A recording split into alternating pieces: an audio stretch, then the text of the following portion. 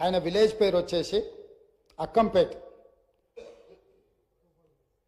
పరకాల శాసనసభ నియోజకవర్గంలో ఉంటాయి.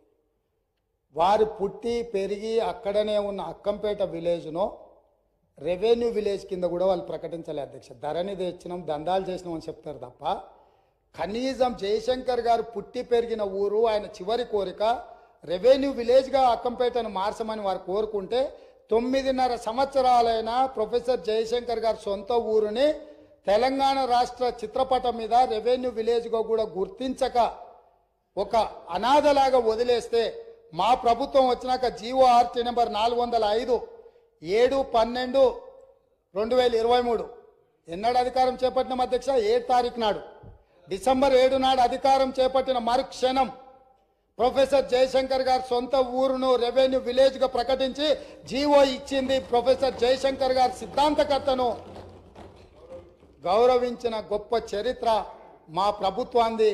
వారి గ్రామాన్ని రెవెన్యూ విలేజ్గా తీర్చిదిద్దింది మా ప్రభుత్వం అధ్యక్ష.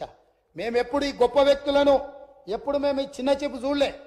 వాళ్ళు పార్టీ పెట్టుకున్న రోజు వాళ్ళకు నిల్వ నీడనిచ్చిన కొండా లక్ష్మణ్ బాపూజీ జలదృశ్యాన్ని వాళ్ళ పార్టీ ఆఫీస్కి ఇస్తే కనీసమైన